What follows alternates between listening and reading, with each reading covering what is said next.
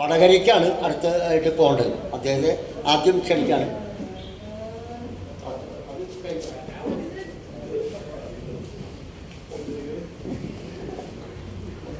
സദസ്സിലിരിക്കുന്ന വിശിഷ്ടാതിഥികളെ, വേദിയിലുള്ള അതിപ്രശസ്തരും പ്രഗത്ഭരുമായ അതിഥികളെ,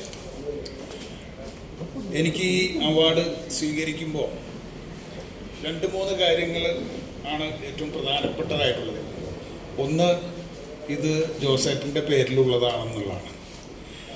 കാരണം ആ പ്രയോഗം എനിക്ക് വളരെ ഇഷ്ടമുള്ളതാണ്. ആത്മകഥയിൽ എന്ന രീതിയിൽ ശ്രീ ചാക്കോ അന്തിക്കാടിലൂടെ പറഞ്ഞ ആ വരി, നാടകം വിതച്ച് നടന്നവൻ. അങ്ങനെയൊക്കെ ഞങ്ങളുടെ ഹൃദയങ്ങളിൽ ഒരുപാട് പേരുടെ ഹൃദയങ്ങളിൽ വിത്തുകൾ വിതച്ചു പോയൊരു മനുഷ്യനാണെന്ന് യാതൊരു സംശയവുമില്ലാതെ ഇടയ്ക്കിടയ്ക്ക് ഓർക്കുകയും അതിൽ അഭിമാനം കൊള്ളുകയും അതിന് തക്ക ഫലങ്ങൾ ഞങ്ങൾ പുറപ്പെടുവിക്കണമെന്നുള്ളൊരു ഉൾവിളി ഉണ്ടാവുകയും ചെയ്യുന്നത്ര ശക്തിയായി ഞങ്ങളോട് ഇടപഴകുകയും ഞങ്ങളിൽ അത്തരമൊരു കാഴ്ചപ്പാടുണ്ടാക്കുകയും ചെയ്തൊരു വ്യക്തിയാണ്. അതെനിക്ക് തോന്നുന്നത് ഒരു 89-90 കാലത്തിലൊക്കെ ആയിരിക്കും, 88-89 കാലഘട്ടങ്ങളിലൊക്കെ ആയിരിക്കും. അപ്പോൾ അതിനുശേഷം അദ്ദേഹത്തെ കണ്ടിട്ട് ഒരുപാട് കാലമായിട്ടുണ്ടായിരുന്നു. ഞാൻ പൂന ഫിലിം ഇൻസ്റ്റിറ്റ്യൂട്ടിൽ പോയതിന് ശേഷം അദ്ദേഹത്തെ കണ്ടിട്ടില്ല. പക്ഷെ അവിടെയൊക്കെ ആയിരിക്കുമ്പോഴും ഇദ്ദേഹത്തെക്കുറിച്ച് ചർച്ച ചെയ്യാതിരിക്കാനാവില്ല. കാരണം നേരത്തെ ഷൈജു പറഞ്ഞതുപോലെ നമ്മൾ അതുവരെ കണ്ട നാടകമേ അല്ല അദ്ദേഹം നമുക്ക് കാണിച്ചു തന്നത്.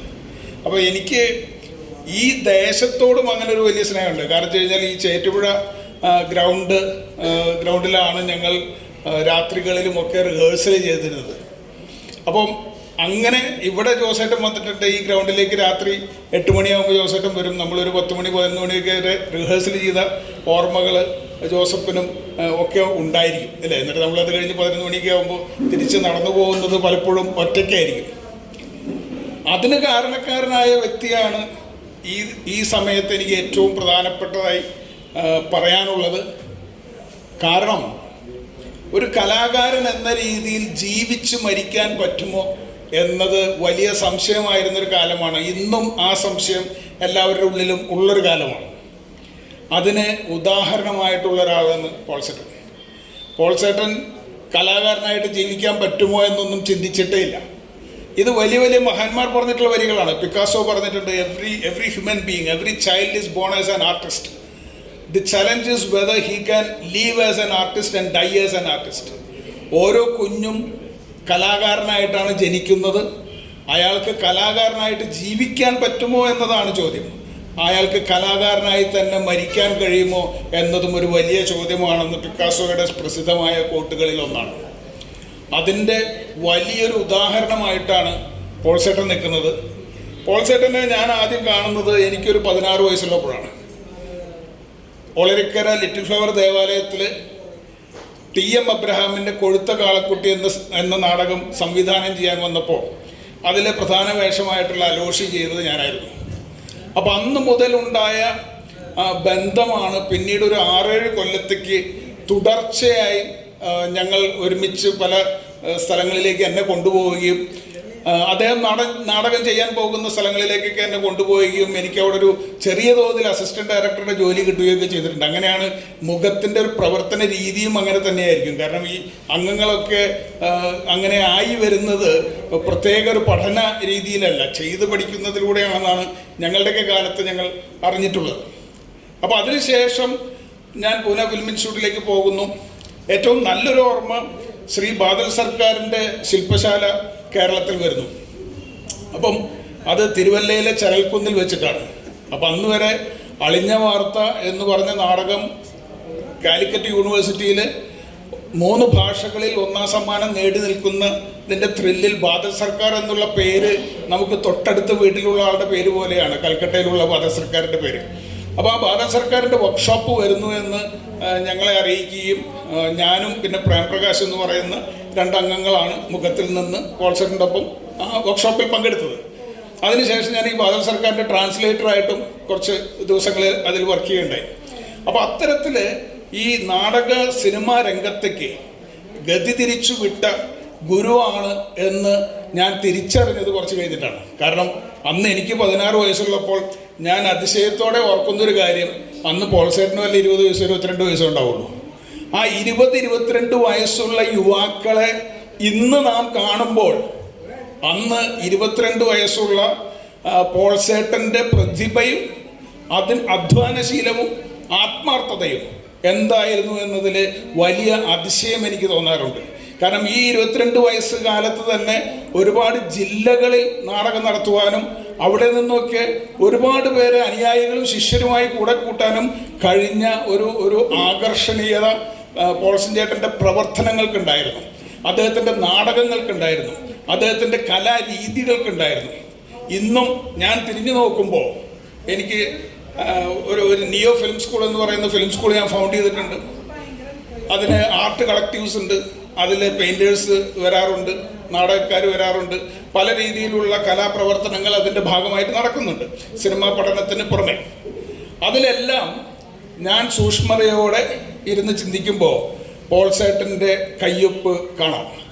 അതിന് പ്രത്യേകം നന്ദി പറഞ്ഞോളൂ. And this is it. Thank you.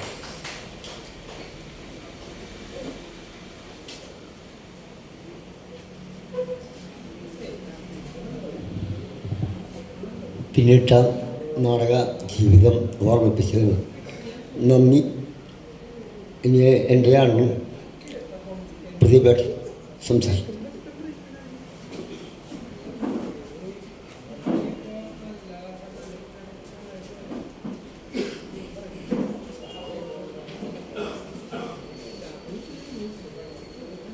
ബഹുമാനപ്പെട്ട അധ്യക്ഷൻ, സമ്മാനദാനം നിർവഹിച്ച മുൻ മന്ത്രി സുനിൽകുമാർ, എന്നോടൊപ്പം ഇവിടെ അവാർഡുകൾ സ്വീകരിച്ച ഡോക്ടർ ജെയിൻ ജോസഫ്, സേതുനാഥ് കണ്ണാട്ട്, സത്യദേവൻ ഏവറാവ്, ഡോക്ടർ മധു നാരായണൻ, പോൾസൺ,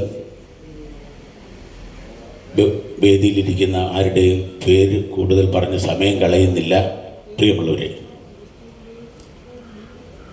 ജോസ് ചിറമേൽ എന്ന് പറയുമ്പോൾ എൻ്റെ ഒരു പ്രിയപ്പെട്ട ഗുരുനാഥൻ തന്നെയാണ്.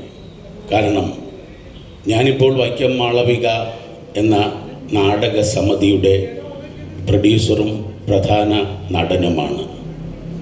ഞാൻ ഇങ്ങനെ ഒരു നാടക സമിതിയുടെ സാരഥിയാകുന്നതിന് മുമ്പ്, വളരെ വർഷങ്ങൾക്ക് മുമ്പ്, അമച്വർ നാടകവേദിയിലൂടെയാണ് ഈ പ്രൊഫഷണൽ നാടകവേദിയിലെത്തിയത്. അന്ന് ഞങ്ങൾക്ക് വേണ്ടി വൈക്കം ശില്പശാല എന്ന് പറയുന്ന ഒരു അമച്വർ സമിതിയാണ് അന്നുണ്ടായിരുന്നത്. ഞങ്ങൾക്ക് വേണ്ടി ജോസേട്ടൻ PM താജിൻ്റെ പാവത്താൻ നാട് എന്ന് പറയുന്ന നാടകമാണ് സംവിധാനം ചെയ്തത്. ശ്രീ ചാക്കോ അന്തിക്കാട് മാസ്റ്റർ പറഞ്ഞതുപോലെ വിതച്ചത് കൊയ്യാൻ കഴിയാതെ ഈ ഭൂമിയിൽ നിന്നും വിട പറഞ്ഞു പോയ ഒരു വലിയ പ്രതിഭയാണ് അദ്ദേഹം. അദ്ദേഹത്തിൻ്റെ ശിഷ്യന്മാർ അത് കൊയ്തെടുക്കുന്നു എന്നുള്ളതും വലിയൊരു സത്യവും നന്മയുമാണ്. അപ്പോൾ അദ്ദേഹം ഞങ്ങൾക്ക് ഈ നാടകം സംവിധാനം ചെയ്യാൻ വരുമ്പോൾ അതിന് ഒരു വാക്ക്, ഒരുപാട് സമയം ഞാൻ എടുക്കുന്നില്ല, ആ നാടകത്തിൽ ആദ്യം കാണിക്കുന്നത് ഒരു ദൈവരാജ്യമാണ്. അതിനു മുമ്പ് ഒരു കാര്യം പറയട്ടെ, അദ്ദേഹം നാടകം സംവിധാനം ചെയ്യുമ്പോൾ മറ്റൊരു നാടക സംവിധായകനെയും പോലെ അല്ല, ഇരുത്തി ചൊല്ലലാണ്. ആദ്യത്തെ ഒരാഴ്ച ചൊല്ലിപ്പാടമാണ്. അങ്ങനെ ചൊല്ലി ഡയലോഗിൻ്റെ പ്രസൻറ്റേഷൻ എത്ര കൃത്യമായി പറയണമെന്ന് പഠിച്ചതിന് ശേഷമാണ് തട്ടിലേക്ക് കയറുന്നത്. അപ്പോൾ അന്ന് അത് കഴിഞ്ഞ് ഞങ്ങൾ ഈ ചൊല്ലിപ്പാടമൊക്കെ കഴിഞ്ഞ് സ്റ്റേജിലേക്ക് കയറിയപ്പോൾ ആദ്യം ഈ നാടകത്തിൽ ഒരു ദൈവരാജ്യമാണ്. അത് കഴിഞ്ഞാണ് ഭൂമിയിലെ കാര്യങ്ങൾ. ദൈവരാജ്യമെന്ന് പറയുമ്പോൾ സ്വർഗത്തിൽ നടക്കുന്നത് പോലെയുള്ള കാര്യം.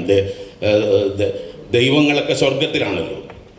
അപ്പോൾ ആ സ്വർഗരാജ്യത്ത് ദൈവത്തിൻ്റെ നാട്ടിൽ നടക്കുന്ന കഥാപാത്രങ്ങളെല്ലാം സ്ലോ മോഷനിൽ ഇങ്ങനെ ഇങ്ങനെ ഇങ്ങനെ വരുന്ന പ്രാക്ടീസിലൂടെ അത് ആക്കുന്നത്.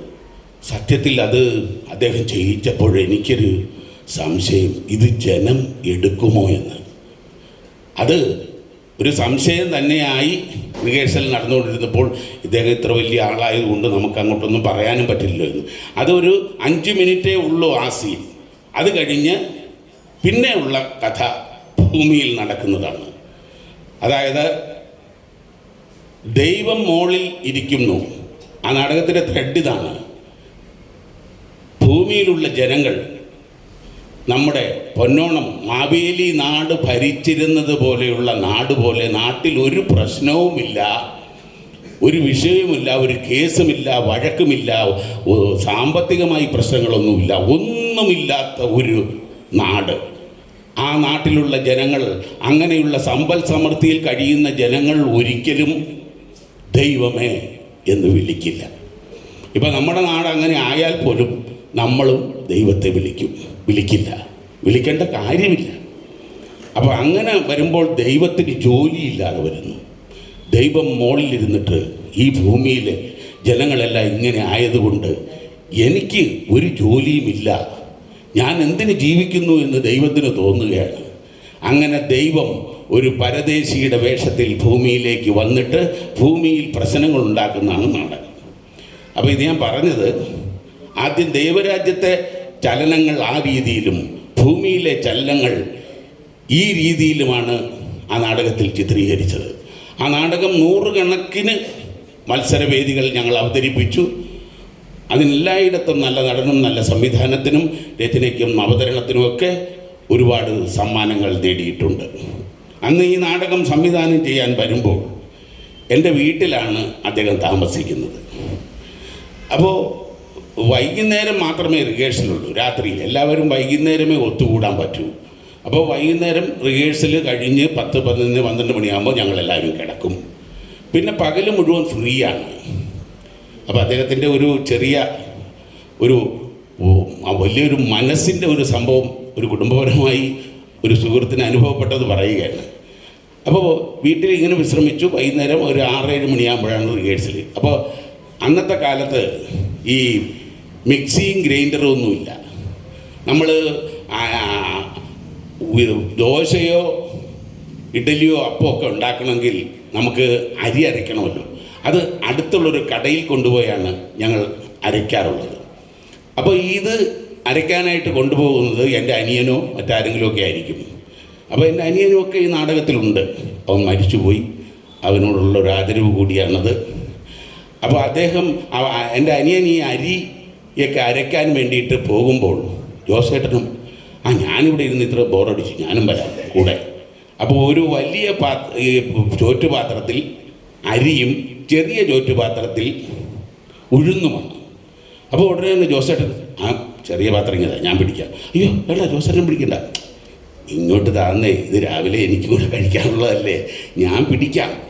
അപ്പോൾ ആ ചെറിയ ചോറ്റുപാത്രം ജോസേട്ടൻ പിടിക്കും. വലിയ ചോറ്റുപാത്രം എൻ്റെ അനുജനും പിടിച്ചാണ് ജോസേട്ടൻ ഇവിടെ ഉണ്ടായിരുന്ന അത്രയും ദിവസം ഞങ്ങളുടെ വീട്ടിൽ അരി അരയ്ക്കാൻ പരിപാടി നടന്നുകൊണ്ടിരുന്നത്. അങ്ങനെ ഉച്ചയ്ക്ക് ഒരു ദിവസം ചോറ് കൊടുത്തപ്പോൾ കടച്ചക്കക്കറി, ഞാൻ നാടനായിട്ടുള്ള ഒരു കാര്യം പറയുകയാണ്, കടച്ചക്കക്കറി തേങ്ങ അരച്ച് നല്ലതുപോലെ വെച്ചത്. എൻ്റെ അമ്മ നല്ലൊരു പാചകക്കാരിയാണ്. അപ്പോൾ അമ്മ അത് നല്ല കറി വെച്ച് കൊടുത്തു. ഇത് കൂട്ടിക്കഴിച്ചപ്പോൾ ജോസേട്ടൻ പറയുകയാണ്, ഇത് ഭയങ്കര സ്വാദ്, ഇതെന്താണ് ഈ സാധനം? അപ്പോൾ ഞങ്ങൾ പറഞ്ഞു, ഇനി കടച്ചക്കയാണ്. ഓ അത് ശരി, അത് എവിടെ നിന്ന് കിട്ടും? ഞങ്ങളുടെ വീടിൻ്റെ പുറകെ കടപ്പാവ് നിൽപ്പുണ്ട്, അതിലിഷ്ടംമാതിരി കടച്ചക്കയുണ്ട്. ഇതെനിക്ക് വളരെ ഇഷ്ടപ്പെട്ടു, ഞങ്ങളുടെ നാട്ടിലൊക്കെ ഇത് കുറവാണ് എന്ന് പറഞ്ഞു. അത് കഴിഞ്ഞ് റിഹേഴ്സൽ കഴിഞ്ഞ് പോകാൻ നേരത്ത് ഞങ്ങൾ പറഞ്ഞു, ജോസേട്ടാ ഈ കടച്ചക്ക കുറച്ച് തരട്ടെ, വീട്ടിൽ കൊണ്ടുപോകാമോ എന്ന് ചോദിച്ചു. അയ്യോ ഇതെങ്ങനെ കൊണ്ടുപോകും? അതൊക്കെ ഞങ്ങൾ ശരിയാക്കി തരാം. ഞങ്ങളൊരു കാർട്ടൂണിൻ്റെ കവർ മേടിച്ചിട്ട് അതിനകത്ത് സൈഡിലൊക്കെ നല്ലവണ്ണം പാക്ക് ചെയ്തിട്ട്, ജോസേട്ടാ ഇത് ജോസേട്ടൻ കൊണ്ടുപോകുമ്പോൾ ബുക്സായിട്ടേ തോന്നും, ഇതിൻ്റെ സൈഡിൽ ഈ ചക്കയൊന്നും മുഴച്ച് നിൽക്കുകയില്ല, അതേപോലെ രീതിയിൽ പാക്ക് ചെയ്ത് ഞങ്ങൾ തരാം എന്ന് പറഞ്ഞു. അദ്ദേഹം വളരെ സന്തോഷത്തോടു കൂടി ഞങ്ങൾ ഫാസ്റ്റിൽ കയറ്റി ആ നാടകത്തിൻ്റെ റിഹേഴ്സൽ കഴിഞ്ഞ് വീട്ടിലേക്ക് വിട്ടു. ഇത് പറയുമ്പോൾ അദ്ദേഹവുമായുള്ള ഒരു ഹൃദയബന്ധം കൂടി സ്ഥാപിക്കാൻ വേണ്ടിയാണ് ഞാനിത് പറഞ്ഞത്. വൈക്കം മാളവിക എന്ന് പറയുന്ന നാടക ട്രൂപ്പ് ഏകദേശം 58 വർഷമായി മലയാള നാടകവേദിയിൽ നിലനിൽക്കുകയാണ്. പി ജെ ആൻ്റണി, പൊൻകുന്നം വർക്കി, വൈക്കം ചന്ദ്രശേഖരൻ നായർ തുടങ്ങി ലോഹിതദാസ് വരെ വൈക്കം മാളവികയ്ക്ക് നാടകങ്ങൾ എഴുതിയിട്ടുണ്ട്. മമ്മൂട്ടി വൈക്കം മാളവികയുടെ നാടകത്തിൽ അഭിനയിക്കുന്നതിന് വേണ്ടി ചാൻസ് ചോദിച്ച് വൈക്കം മാളവികയിൽ നിരന്തരം കയറി ഇറങ്ങിയിട്ടുള്ള വ്യക്തിയാണ്. അന്ന് ഞാനല്ല ഗ്രൂപ്പിൻ്റെ സെക്രട്ടറി, ശ്രീ ടി കെ ജോണാണ്. അവസാനം അദ്ദേഹത്തിന് ചാൻസ് കൊടുക്കാമെന്ന് തീരുമാനിച്ചപ്പോൾ അദ്ദേഹം ലോ കോളേജിൽ പഠിക്കുകയാണ്. ലോ കോളേജ് വിദ്യാഭ്യാസവും നാടകാഭിനയവും ഒന്നിച്ചു കൊണ്ടുപോകാൻ പറ്റാത്തത് കൊണ്ടാണ് മമ്മൂട്ടിക്ക് വൈക്കം മാളവികയുടെ നാടകത്തിൽ അഭിനയിക്കാൻ പറ്റാതെ വന്നത്. പക്ഷേ മമ്മൂട്ടിക്ക് ആ സ്നേഹം ഇപ്പോഴും വൈക്കം മാളവികയിലുണ്ട്. അതുകൊണ്ട് 8 വർഷം മുമ്പ് വൈക്കം മാളവികയുടെ ഒരു നാടകം ഉദ്ഘാടനം ചെയ്ത് തന്നത് ശ്രീ മമ്മൂട്ടിയാണ്. അങ്ങനെ അമച്ചർ നാടകവേദിയിലൂടെയാണ് ഞാൻ ഇന്നിവിടെ നിൽക്കാനുള്ള, ഈ അവാർഡ് വാങ്ങിക്കുവാനുള്ള ഭാഗ്യം എനിക്കുണ്ടായത്. സംസ്ഥാന സർക്കാരിൻ്റെ പ്രൊഫഷണൽ നാടക മത്സരത്തിൽ ഏറ്റവും മികച്ച നടനുള്ള അവാർഡ്, സംഗീത നാടക അക്കാദമിയുടെ സമഗ്ര സംഭാവനയ്ക്കുള്ള അവാർഡ്, ഇതൊക്കെ എനിക്ക് ലഭിച്ചിട്ടുണ്ട്. ഇതിനെല്ലാ അവാർഡിനേക്കാളും എൻ്റെ ഗുരുനാഥൻ എന്ന് കാണുന്ന ശ്രീ ജോസ് ചിറമേലിൻ്റെ പേരിൽ കിട്ടിയ ഈ അവാർഡ് ഏറ്റവും വലിയ അവാർഡായി ഞാൻ കാണുന്നു. ഞങ്ങൾ അന്ന് മുതൽ, ജോസേട്ടൻ്റെയൊക്കെ ആ കാലം അറിയാമല്ലോ, ഇപ്പോൾ 10, 30, 40 വർഷമെങ്കിലും കഴിഞ്ഞിട്ടുണ്ട്. ഈ 40 വർഷം മുതൽ അമച്ചർ നാടകവേദിയിലൂടെ വന്നിട്ടാണ് ഞാൻ ഈ പ്രൊഫഷനിൽ എത്തിയത്. അന്ന് മുതൽ ഒരു ദിവസം, ഒരു വർഷം, ഒരു 75-100 ഇടയ്ക്ക് നാടക മത്സരങ്ങളിൽ ഒരു വർഷം പങ്കെടുക്കുമായിരുന്നു. അങ്ങനെ 12 വർഷം നിരന്തരമായി അമച്ചർ നാടകവേദിയിൽ സമ്മാനങ്ങൾ നേടിയതിന് ശേഷമാണ് വൈക്കം മാളവിക തുടങ്ങുന്നത്. എൻ്റെ വീട്ടിൽ ഒരു ടെമ്പോ വാനിൽ കയറ്റുവാനുള്ള അത്ര ട്രോഫികൾ ഇരിപ്പുണ്ട്. ഒരു പക്ഷേ മമ്മൂട്ടിയുടെയോ മോഹൻലാലിൻ്റെയോ വീട്ടിൽ ഇത്രയും ട്രോഫികൾ കാണില്ല. അഥവാ ഇനി കേരളത്തിലുണ്ടെങ്കിൽ അത് പി ടി ഉഷയുടെ വീട്ടിൽ മാത്രമേ കാണൂ. ഇത് പറയാൻ കാരണം, എൻ്റെ വീട്ടിലെ ഈ ട്രോഫികളുടെ എണ്ണം കണ്ട് ആലപ്പുഴയിൽ നടക്കുന്ന ഒരു തമിഴ് സിനിമയുടെ ഷൂട്ടിങ്ങിൽ അവർക്ക് കുറേ ട്രോഫികൾ ആവശ്യമുണ്ടായി വന്നു. എൻ്റെ വീട്ടിൽ വന്ന് ഇതിൽ നിന്നും കുറേ ട്രോഫികൾ, മുഴുവനല്ല, കുറേ എണ്ണം തിരഞ്ഞെടുത്ത് അവർ കൊണ്ടുപോയി. തിരിച്ചു വന്നപ്പോൾ എനിക്ക് ഈ ട്രോഫികളുടെ വാടകയായിട്ട് 10,000 രൂപ തന്നു. അവാർഡ് കിട്ടിയ ട്രോഫികൾ വാടകയ്ക്ക് കൊണ്ടുപോയിട്ട് 10,000 രൂപ കിട്ടിയ ഒരു വ്യക്തി കേരളത്തിലുണ്ടെങ്കിൽ അത് ഞാനായിരിക്കും. അപ്പോൾ അങ്ങനെയുള്ള ആ ഭാഗ്യം ഉണ്ടായത്, ആ ട്രോഫികൾ അങ്ങനെ കിട്ടാൻ എന്നെ സഹായിച്ചത് ജോസ് ചിറമേൽ, ശശിധരൻ നടുവിൽ, ബാബു ആലുവ, ഇങ്ങനെ തുടങ്ങിയ അമച്ചർ രംഗത്തെ അതികായന്മാർ എന്നോടൊപ്പം ഉണ്ടായിരുന്നത് കൊണ്ടാണ്. അദ്ദേഹത്തിൻ്റെ മുകളിൽ നിന്ന് അദ്ദേഹം ഇത് കാണുന്നുണ്ടാവും. മുഖം എന്ന് പറയുന്ന ഈ സംഘടന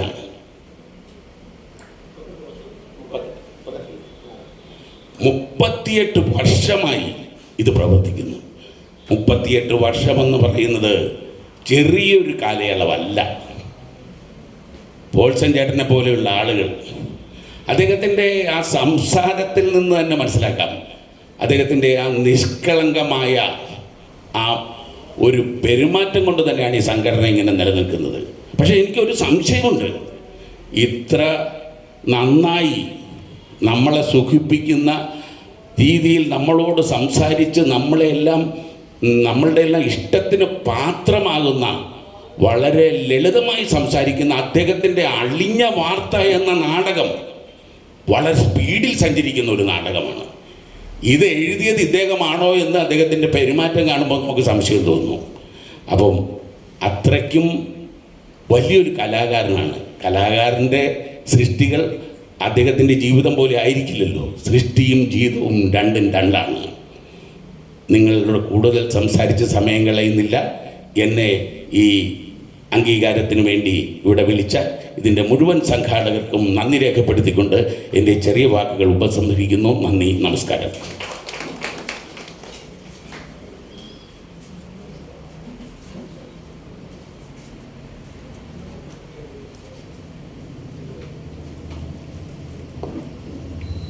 അമേച്വർ നാടകക്കാരാണ് ഈ പ്രൊഫഷണൽ നാടകക്കാരെ നിർമ്മിക്കുന്നത്.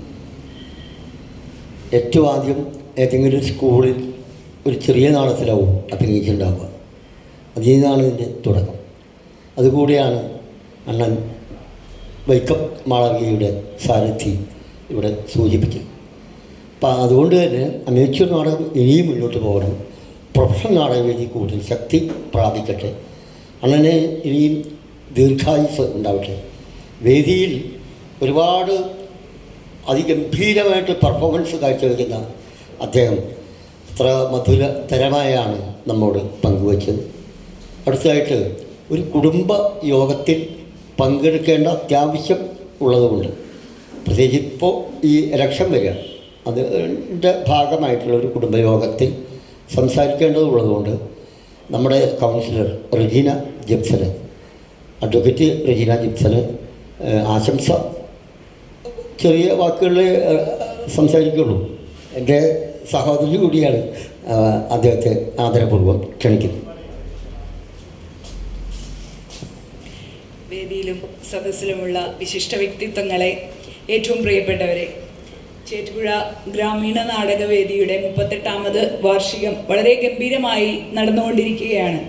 നമുക്കറിയാം, ഏറ്റവും വളരെ നല്ല രീതിയിൽ ഈ ഒരു കലാകാരന്മാരുടെ ഈ കൂട്ടായ്മയെ കൊണ്ടു നടക്കുന്ന ഒരു നേതൃത്വമാണ് പോൾസൺ മാഷ്. ഞാൻ എപ്പോഴും പറയും, ചേറ്റുപുഴയുടെ ഒരു സ്വകാര്യ അഹങ്കാരമാണ് പോൾസൺ മാഷ്. ചേറ്റുപുഴയിൽ തന്നെ ഇത് ആതിഥ്യം വഹിക്കാൻ കഴിഞ്ഞത്, ചേറ്റുപുഴ ഗ്രാമീണ നാടകവേദിക്ക് ചേറ്റുപുഴ ആതിഥ്യം വഹിക്കാൻ കഴിഞ്ഞത് വളരെ സന്തോഷമായി കരുതുന്നു. കലാകാരന്മാർ സമൂഹത്തിലെ അനീതിക്കെതിരെ ഇരുതല വാളിനേക്കാൾ മൂർച്ചയുള്ള ആയുധമാണ് അവരുടെ കയ്യിലുള്ളത്. കലാകാരന്മാർ അതുകൊണ്ടാണ് പോരാടുന്നത്. അപ്പോൾ തീർച്ചയായും ഇത്രയും വർഷങ്ങൾ വളരെ നല്ല രീതിയിൽ പോരാടിക്കൊണ്ട് തന്നെയാണ് ഇന്നിപ്പോൾ ഈ നിറഞ്ഞ കലാകാരന്മാരുടെ സദസ്സ് കാണുന്നത്. അപ്പോൾ നമുക്കതിൽ ഏറെ അഭിമാനിക്കാം. ഇനിയും ഈ ചേറ്റുപുഴ ഗ്രാമീണ നാടകവേദിയുടെ പ്രവർത്തനങ്ങൾ വളരെ നല്ല രീതിയിൽ കൊണ്ടു നടക്കട്ടെ. സമൂഹത്തിൽ അടിക്കടി തിന്മകൾ വളർന്നുകൊണ്ടിരിക്കുകയാണ്, അനീതി വളരെയധികം കൂടുതലായിട്ട് കണ്ടുകൊണ്ടിരിക്കുകയാണ്.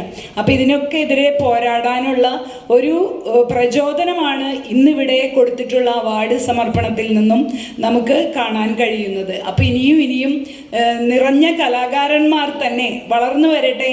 അതിനൊക്കെ പ്രചോദനമായി നടക്കുന്ന ഈ യോഗങ്ങളും വളർന്നു വരട്ടെ. ഈ 38ാമത് വാർഷികത്തിന് ഹൃദയം നിറഞ്ഞ ആശംസകൾ നേരുന്നു. അടുത്ത വർഷം നമുക്ക് തീർച്ചയായും നമ്മുടെ AKG ഗ്രൗണ്ടിൽ പണിതുകൊണ്ടിരിക്കുന്ന ബിൽഡിംഗ് കോംപ്ലക്സിലേക്ക് ഈ വാർഷികം ആഘോഷിക്കാൻ പറ്റുമെന്ന് തന്നെയാണ് ഞാൻ ആശിക്കുന്നത്. എല്ലാവർക്കും നിറഞ്ഞ ആശംസകൾ നേർന്നുകൊണ്ട് നിർത്തുന്നു. വളരെ സന്തോഷം. ഞാൻ കൗൺസിലറെ വിളിച്ച് ചോദിച്ചു, നമ്മുടെ പരിപാടി സ്കൂളിൽ നടത്തണോ അവിടുത്തെ, എൻ്റെ വീടിന് മുമ്പിലാണ് ആ ഗ്രൗണ്ടിന് മുമ്പിൽ വലിയ ഷോപ്പിംഗ് കോംപ്ലക്സ്, വലിയ ഒരു കെട്ടിടം ഇപ്പോൾ പണിതുകൊണ്ടിരിക്കാം. അപ്പോൾ അത് പെട്ടെന്ന് തീരില്ല. പക്ഷേ എന്തായാലും സ്കൂളിൽ വെച്ച് നടത്തുക അടുത്ത വർഷം. അപ്പോൾ അതാണ് സൂചിപ്പിച്ചത്. വളരെ സന്തോഷം. നമുക്കങ്ങനെ ചെയ്യാൻ കഴിയുമാറാകട്ടെ. നമ്മുടെ മുഖം ഗ്രാമീണ നാടകവേദി പ്രവർത്തകർക്കൊക്കെ ആയുസുണ്ടാവട്ടെ. ഇനി മധു നാരായണൻ അവാർഡ് ജേതാവ്, അദ്ദേഹത്തിൻ്റെ സ്നേഹമൊഴിയിലേക്ക്. മധു കൊട്ടാരക്കാരനാണ്, കൊല്ലം ജില്ല. മധു ചേറ്റുപുഴയുമായി നല്ല ബന്ധമുണ്ട്. എൻ്റെ വീട്ടിൽ എപ്പോഴും വരുന്ന ആളാണ്. ഈ പാട്ടും പരന്തക്കെട്ടും ഞാൻ ബസ്സിൽ പോകുമ്പോഴേ പാട്ടും പരന്തക്കെട്ടും കേട്ടിട്ട് അവിടെ ബസ് ഇറങ്ങിയിട്ടുണ്ട്, ഇതാരെ പാടുന്നതെന്ന് അറിയാൻ വേണ്ടിയിട്ട്. അവിടെ ഇറങ്ങി ഞാൻ പ്രോഗ്രാം സ്ഥലത്ത് ചെന്ന് ആ പരിപാടി കണ്ടിട്ട് മധുവിനോട് ഫോൺ ചെയ്ത് പറയുള്ളൂ, തൻ്റെ പാട്ട് ഇപ്പോഴും നടക്കുകയാണ്, സഞ്ചരിക്കുകയാണ്. മധു സംസാരിക്കുക.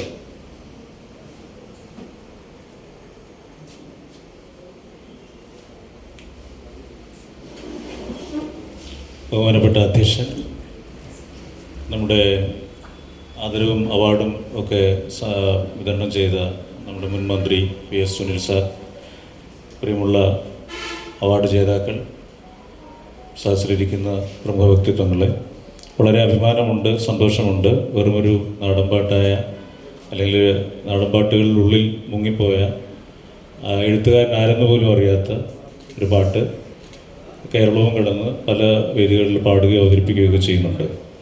പാട്ടും വരുന്ന കെട്ടും ഞാൻ പണ്ടേ മറന്നേ. ഇന്നിപ്പം പാടിയപ്പോൾ കുറച്ച് തെറ്റുകളൊക്കെ ഉണ്ടായിരുന്നു. അത് ഓർമ്മയിൽ നിന്ന് പാടിയതുകൊണ്ടായിരിക്കാം. 30ഓളം പ്രായമുണ്ടല്ലോ ഈ പാട്ടിന്. എനിക്ക് 50 വയസ്സുണ്ട്.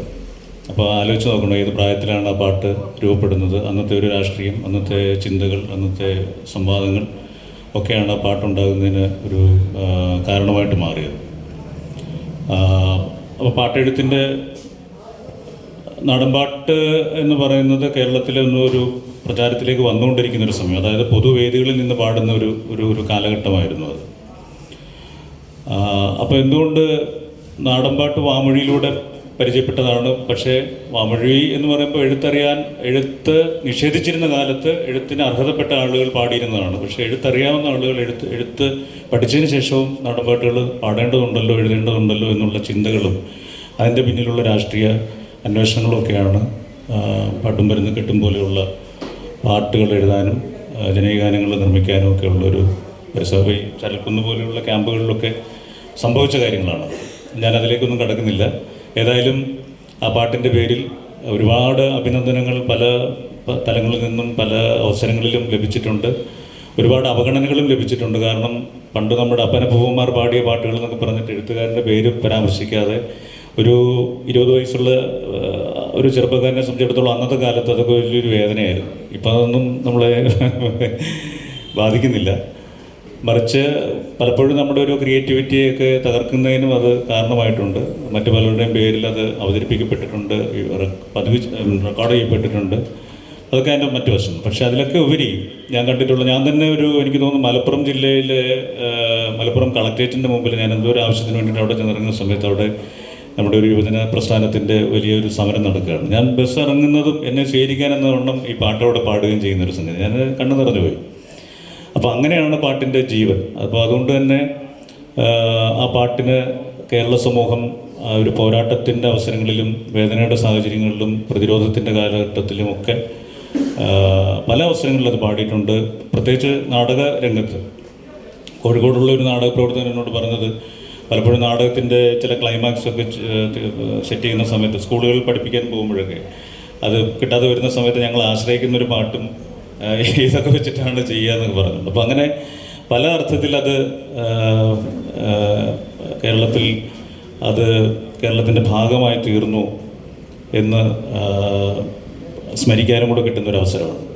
കഴിഞ്ഞ ജൂൺ മാസം ഇൻ്റർനാഷണൽ ട്രൈബൽ മ്യൂസിക് ഫെസ്റ്റിവൽ നമ്മുടെ ഷില്ലോങ്ങിൽ നടന്നു. നമ്മുടെ മേഘാലയയുടെ തലസ്ഥാനമായ ഷില്ലോങ്ങിൽ വെച്ച് നടന്നു. അപ്പോൾ ഞാൻ ജോലി ചെയ്യുന്ന സ്ഥാപനം ട്രൈബൽ റിസർച്ച് ഇൻസ്റ്റിറ്റ്യൂട്ടാണ്. അവിടെ നിന്നുള്ള കേരളത്തിൽ നിന്നുള്ള പ്രതിനിധി സംഘമായിട്ട് ഔദ്യോഗികമായിട്ട് എനിക്ക് പോകേണ്ടി വന്നത്, എനിക്ക് ഡ്യൂട്ടി ഉണ്ടായിരുന്നു, പോകേണ്ടി വന്നു. അപ്പോൾ അവിടെ ഞങ്ങൾ പ്രോഗ്രാമൊക്കെ പെർഫോം ചെയ്തതിന് ശേഷം ഒരു 10 മിനിറ്റ് അവിടെ ഇരുന്ന് വർത്തമാനം പറഞ്ഞു. 18-നും 20-നും 25-നും 30-ന് താഴെ പ്രായമുള്ള കുട്ടികളാണ് ആ സംഘത്തിലുണ്ട്. നമ്മുടെ നരിവേട്ട പോലെയുള്ള സിനിമയിലൊക്കെ അഭിനയിക്കുകയും അതിൽ പാട്ടുകൾ എഴുതുകയും അവതരിപ്പിക്കുകയൊക്കെ ചെയ്തിട്ടുള്ള കുട്ടികളാണ്. വയനാട്ടിൽ നിന്നുള്ള കുട്ടികളായിരുന്നു. അപ്പോൾ അവരാദ്യം പറഞ്ഞത്, സാർ ഞങ്ങൾക്ക് വരുമ്പോൾ ഒരു ഭയം ഉണ്ടായിരുന്നു. കാര്യം എൻ്റെ വിങ്ങുമായിട്ട് അസോസിയേറ്റ് ചെയ്യുന്നവരല്ല. പല പരിശീലനങ്ങൾക്കും അവർ ഞങ്ങളുടെ ഓഫീസിൽ വരികയൊക്കെ ചെയ്തിട്ടുണ്ട്. പക്ഷേ ഞാനുമായിട്ട് അത്രത്തോളം അസോസിയേറ്റ് ചെയ്തിട്ടില്ല അവർ. അതുകൊണ്ട് സാറായിരുന്നു ഞങ്ങളുടെ അക്കമ്പനിങ് ഓഫീസറാണെന്ന് അറിഞ്ഞപ്പോൾ ഞങ്ങൾക്കൊരു ഭയം ഉണ്ടായിരുന്നു. എങ്ങനെയാണ് സാറിൻ്റെ ഒരു പരുക്കൻ സ്വഭാവവും രീതിയും ഭാവങ്ങളും ഒക്കെ. അതുകൊണ്ട് ഇത്ര ദൂരം യാത്ര ചെയ്യണ്ടേ, ഇവിടുന്ന് ഷില്ലോങ് വരെ. ആദ്യം കോഴിക്കോട് നിന്ന് കോയമ്പത്തൂർ പോകുന്നു, കോയമ്പത്തൂരിൽ നിന്ന് ട്രെയിനിൽ ഗോവട്ടി എത്തുന്നു, ഗോവട്ടിയിൽ നിന്ന് പിന്നെയും ബസ് വാഹനത്തിനകത്ത് ഷില്ലോങ് എത്തുന്നു, തിരിച്ച് ഫ്ലൈറ്റിലാണ് ഞങ്ങൾ വന്നത്. അപ്പം അതുകൊണ്ട് ഞങ്ങൾക്കൊരു ആശങ്ക ഉണ്ടായിരുന്നു. പക്ഷേ പയ്യെ സാറ് ഞങ്ങളുടെ കൂടെ തുള്ളാൻ പറ്റുന്ന ഒരാളാണെന്ന് ഞങ്ങൾക്ക് ബോധ്യം വന്നു. അതെങ്ങനെയാണ് അതിൻ്റെ സംഭവം എന്താണെന്നുള്ളത് അറിയുന്നില്ലല്ലോ എന്ന്. അപ്പോൾ അതിൻ്റെ സമാപനത്തിൽ ഞാൻ മറുപടി പറഞ്ഞു, നിങ്ങളുടെ കൂടെ പാടാനും നിങ്ങളുടെ പാട്ടിന് തുള്ളാനും നിങ്ങളോടൊപ്പം തുള്ളാനും ആയില്ലെങ്കിൽ നമ്മുടെ നാട് ഇല്ലാതാകും എന്ന് 30 വർഷങ്ങൾക്ക് മുമ്പ് എഴുതിയ ഒരാളാണ് ഞാൻ. അത് സ്വപ്നം കണ്ട ആളാണ് ഞാൻ. ആ സ്വപ്നമാണ് ഇന്ന് നിങ്ങളുടെ മേഘാലയയിൽ വന്ന് അവതരിപ്പിക്കുന്നത്. അപ്പോൾ പാട്ടുകാരില്ലാത്ത, പറച്ചിലുകളില്ലാത്ത, കൊട്ടുകളില്ലാത്ത ഒരു കാലം നമ്മൾ തന്നെ സൃഷ്ടിക്കാൻ സാധ്യതയുണ്ട്. നമ്മൾ പറയും ഫാസിസം വരുന്നു, അല്ലെങ്കിൽ വലതുപക്ഷ രാഷ്ട്രീയം വരുന്നു, അല്ലെങ്കിൽ നമ്മുടെ ഒരുമിപ്പിൽ ഒരു ഒന്നുചേരലിൻ്റെ ഇടങ്ങളില്ലാതാക്കുന്നു എന്നൊക്കെ പറയുമ്പോൾ അത് വേറെ ആരുമല്ല ചെയ്യുന്നത്, നമ്മൾ തന്നെയാണ്. അപ്പോൾ നമ്മൾ കൂടുതൽ ജാഗ്രത പുലർത്തേണ്ടുന്ന ഒരു കാലഘട്ടത്തിലാണ് നമ്മളിപ്പോൾ നിലനിൽക്കുന്നത്. ആ കാലഘട്ടത്തിൽ നമ്മുടെ ഇതുപോലുള്ള പാട്ടുകൾക്ക്, നമ്മുടെ ഇതുപോലുള്ള രചനകൾക്ക്, അതിൻ്റെ നമ്മുടെ മുൻ മന്ത്രി പറഞ്ഞതുപോലെ ടൂളുകൾ പലതായിരിക്കാം. പക്ഷേ നമ്മൾ ജാഗ്രത കൂടുതൽ പുലർത്തേണ്ടതുണ്ട്. പുതിയ പാട്ടുകൾ ഉണ്ടാകേണ്ടതുണ്ട്, അതിന് പുതിയ ഭാഷ്യങ്ങൾ ഉണ്ടാകേണ്ടതുണ്ട്, പുതിയ കാഴ്ചപ്പാടിലൂടെ നമ്മൾ പാട്ടുകളെ കേൾക്കേണ്ടതുണ്ട്, അവതരിപ്പിക്കേണ്ടതുണ്ട്. അതിനൊക്കെ പ്രചോദനമായി ഇത്തരത്തിലുള്ള ഒരു ഓർമ്മ, അത് 30 വർഷം കേരളീയ നമുക്കറിയാം KPSCയുടെ പാട്ടുകളുണ്ട്, അല്ലെങ്കിൽ നാടകഗാനങ്ങളുണ്ട്. നമ്മളെ സ്വാധീനിച്ചിട്ടുള്ള മാറ്റപ്പാട്ടുകൾ, ധാരാളം പാട്ടുകളുണ്ട്. പക്ഷേ പാട്ടും മരുന്ന് കിട്ടുമെന്ന് പറയുന്ന പാട്ട് അത് സൃഷ്ടിച്ചിട്ടുള്ള ഒരു ഇമ്പാക്റ്റ് അത് പലരും പറഞ്ഞു കേട്ടിട്ടുണ്ട്. അതിന് അത്രത്തോളം ഗൗരവതരമായ ഒരു പഠനമോ വിശകലനമോ ഒക്കെ നടന്നിട്ടുണ്ടോ എന്നുള്ളത് എനിക്കറിയത്തില്ല. പക്ഷേ ഏതായാലും അത് രൂപപ്പെട്ട ഒരു സാമൂഹിക പശ്ചാത്തലം നമുക്കറിയാം. ഗ്ലോബലൈസേഷൻ്റെ ഒരു തുടക്ക കാലഘട്ടമായിരുന്നു. നമ്മുടെ പ്രതിഷേധിക്കാനുള്ള അല്ലെങ്കിൽ സ്വപ്നം കാണാനുള്ള ഭാവന ഒക്കെ വരണ്ടു പോകുന്ന ഒരു സന്ദർഭമായിരുന്നു. നമ്മുടെ വിഭവങ്ങൾ അനാവശ്യമായി കൊള്ളയടിക്കപ്പെട്ടുകൊണ്ടിരിക്കുന്ന ഒരു കാലമായിരുന്നു. അത് തുടങ്ങിയ ഒരു കാലമായിരുന്നു. നമ്മുടെ കമ്പോളത്തിന് വേണ്ടിയിട്ടെല്ലാം തുറന്നു വെക്കുന്ന ഒരു കാലമായിരുന്നു. അതിൻ്റെ ഗുണമുണ്ട്, ദോഷമുണ്ട്, അത് മറ്റൊരു വിഷയം. പക്ഷേ അത് ഏൽപ്പിച്ചിട്ടുള്ളൊരു ആഘാതം, അതിൻ്റെ ഒരു ആശങ്ക. അതുകൊണ്ടാണ് ഇനിയുള്ള കാലം നമ്മൾ പാടിയില്ലെങ്കിൽ ഈ നാടിൻ്റെ നട്ടൽ നമ്മൾ പൊട്ടിപ്പോവും, നമ്മൾ ചാവും. ചത്താലും വേണ്ടില്ല, പാടണം, പാടിയിട്ട് ചാവാനെങ്കിലും പാടണം എന്ന് പറഞ്ഞുകൊണ്ട് നിർത്തുന്നു. പോൾസേട്ടനും മുഖത്തിൻ്റെ പ്രവർത്തകർക്കും ഇന്ന് ഇവിടെ കൂടിയിരിക്കുന്ന ഈ ചടങ്ങിന് സന്നിഹിതരായിരിക്കുന്ന എല്ലാവർക്കും ഒരിക്കൽ കൂടി നന്ദിയും നമസ്കാരം പറഞ്ഞുകൊണ്ട് നിർത്തുന്നു. നന്ദി. Thank you.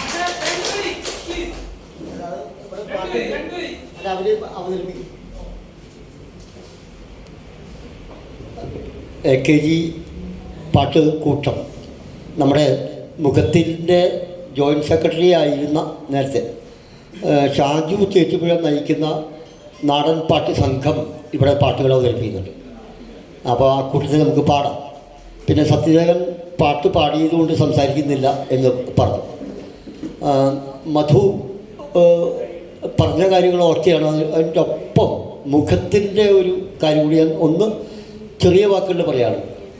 ഹൈദരാബാദിൽ മുഖത്തിൻ്റെ കുമ്മാട്ടി അവതരണം ഇവിടുന്ന് ഗംഭീര ടീം പോയി. അരിമ്പൂര്, ചേറ്റുപുഴ ഒക്കെയുള്ള തൃശ്ശൂരിൻ്റെ വിവിധ ഭാഗങ്ങളിലുള്ള ആർട്ടിസ്റ്റുകളൊക്കെ കൂടി പോയി ഹൈദരാബാദിൽ 4-5 ദിവസം കുമ്മാട്ടിക്കളി നടത്തി. അത് ഗവൺമെൻറ്റില്ല, ദേശീയ ഗവൺമെൻറ്, നമ്മുടെ കേന്ദ്ര ഗവൺമെൻറ് പരിപാടി നടത്തുമ്പോഴൊക്കെ അതിഗംഭീരമായിട്ടുള്ള കളി. എല്ലാവരും വരുന്നു, ഫോട്ടോ എടുക്കുന്നു, ഗംഭീര പ്രസിദ്ധി. അതൊക്കെ കഴിഞ്ഞ് അവസാന ദിവസം ഞങ്ങളിങ്ങോട്ട് തിരിച്ചു പോരാനുള്ള ദിവസം ആ മാഡം എന്നെ വിളിച്ചു. പോൾസൺ സാറേ, നിങ്ങൾക്കുള്ള പണം ജയശ്രീ ഉണ്ട്, ജയശ്രീ അടിക്കാൻ പോണ്. ജയശ്രീ അടക്കം ഉണ്ട് കേട്ടോ അന്ന്. അപ്പോൾ എന്നോട് ചോദിച്ചു, നിങ്ങൾക്കുള്ള പണം, നിങ്ങളുടെ കംപ്ലീറ്റ് അക്കൗണ്ടുകൾ, ബാങ്ക് പാസ്ബുക്ക് എല്ലാം ഇവിടെ ഏൽപ്പിക്കാൻ മതി. പണം അക്കൗണ്ടിൽ വന്നു. അപ്പോഴാണ് ഞാൻ ഞെട്ടി. അന്ന് എനിക്ക് ഇതില്ല, പ്രഷറും ഷുഗറും ഇല്ല. ഞാൻ ആകെ ഞെട്ടിത്തെറിച്ച് നിൽക്കുക. എന്ത് ചെയ്യും, ഇത്ര അധികം ആൾക്കാരെ തിരിച്ചു കൊണ്ടുപോകണം, എൻ്റെ ഇവിടുത്തെ പൈസ. അങ്ങനെ ഞാൻ അവിടെ നിന്നിട്ട് മധുനാരായണനാണ് വിളിച്ചത്. കാരണം അവർ ഹിന്ദിയിലാണ് സംസാരിക്കുന്നത്, പിന്നെ ഇംഗ്ലീഷും. നാടകമൊക്കെ ഇംഗ്ലീഷ് ഹിന്ദിയിലൊക്കെ ചെയ്യുമ്പോൾ കോളേജിൻ്റെ അധ്യാപകരാണ് എന്നെ സഹായിക്കാറുള്ളത്. ഞാനതിൻ്റെ ഡിസൈൻ ഇപ്പോൾ അണ്ണനെ അറിയുള്ളൂ, നാടകത്തിൻ്റെ ഡിസൈൻ എങ്ങനെ ഉണ്ടാക്കാം. ആ ഡിസൈൻ ഉണ്ടാക്കി കൊടുത്താൽ അവരത് ഭാഷാന്തരീകരിക്കും. ഞാൻ മധുവെ വിളിച്ചു, മധു ഇങ്ങനൊരു ആപത്തിലാണ്, എന്ത് ചെയ്യും? എൻ്റെ കൂടെ വന്നിട്ടുള്ളവർക്ക് അവർക്കും 10 പൈസ ഇല്ല കയ്യിൽ. അപ്പം മധു ഉടനടി ഒരു കാര്യം ഏർപ്പാട് ചെയ്തു. ഹൈദരാബാദിൽ മലയാളിയായിട്ടുള്ള ആൾ, മലയാളി തമിഴ്, അതെ, പുള്ളിക്ക് അറിയില്ല, ഒരു ഡാൻസ് മാഷാണ്. അദ്ദേഹത്തെ വിളിച്ച് കാര്യം പറയും. അങ്ങേര് ഞങ്ങളോട് റെയിൽവേ സ്റ്റേഷനിലേക്ക് ചെല്ലാൻ പറഞ്ഞു. അന്ന് വിജയൻ ഇവിടെ ഉണ്ടോ? ഇവിടെ ഇന്ന് രാവിലെ ഈ കട്ടാനൊക്കെ വിജയൻ വന്നിട്ടാണ്. വിജയനും ഞാനും കൂടിയിട്ട് റെയിൽവേ സ്റ്റേഷനിലേക്ക് ചെല്ലുകയാണ് ഈ മനുഷ്യൻ. അപ്പം മധു ഇങ്ങനെ ഫോളോ ചെയ്യുന്നുണ്ട്. ഇന്ന മാതിരി കക്ഷിയാണ്. അയാളെ കണ്ടു. അയാൾ ഞങ്ങൾക്ക് ഇങ്ങോട്ട് തിരിച്ചു പോരാനുള്ള ധനം അയാൾ തരികയാണ്. ഒന്ന് ആലോചിച്ച് കഴിഞ്ഞു. ഞാൻ MN വിനയകുമാർ പോയി. MN വിനയകുമാറിനെ അവിടെ നിന്നിട്ട് വിളിച്ചു. അപ്പം MN വിനയകുമാർ പറഞ്ഞു അത് കുഴപ്പമില്ല, നമുക്ക് എന്തെങ്കിലും ചെയ്യാം, ഞാൻ വിളിക്കട്ടെ ആൾക്കാരെ, കേന്ദ്ര സംഗീത നാടക അക്കാദമിയൊക്കെ വിളിക്കട്ടെ എന്ന് അദ്ദേഹത്തിന് പറയാൻ കഴിഞ്ഞുള്ളൂ. പക്ഷെ മധുവിൻ്റെ ആ ഒരു ഫോൺ വിളിയും ഇടപെടലും കാരണം ഞങ്ങളെല്ലാവരും ഇവിടെ തിരിച്ചെത്തി. പിന്നീട് സുനിലുണ്ടായിരുന്നു. സുനി ഏതായിരുന്നു വേഷം? ശിവൻ്റെ വേഷം കുമാട്ടി. അയാളാണ് സുനിൽ വാടാനപ്പള്ളി. ഞങ്ങൾ തിരിച്ച് ജയശ്രീ അടക്കം ഇവിടെ തിരിച്ചെത്തി. അപ്പോൾ അതൊക്കെ അല്ല, ഞാൻ പറയാണ് എന്തെല്ലാം. ഇപ്പോൾ ഇവിടെ വലിയ ആനന്ദം എൻ്റെ മനസ്സിലുണ്ട്. പക്ഷെ അതിൻ്റെ പിന്നിലൊക്കെ ഒരുപാട് കഥകളുണ്ട്, മാറ്റി നിർത്തപ്പെട്ടതിൻ്റെ കഥകളുണ്ട്. പ്രത്യേകിച്ച് ചവിട്ടുനാടകക്കാരൻ കൂടിയായതുകൊണ്ട് കുടുംബ ബന്ധുക്കൾ പോലും മാറ്റി നിർത്തി. കാരണം ഈ ചവിട്ടുനാടകത്തിന് ഒരു ജാതിയുണ്ട്. രചന ജിക്സനൊക്കെ ഒരുപക്ഷെ അറിയാമായിരിക്കും. RC, ഞങ്ങളൊക്കെ RCക്കാരാണല്ലോ. ഇത് ലത്തീൻ കത്തോലിക്കൻ്റെ കലാരൂപമാണ് ചവിട്ടുനാടകം.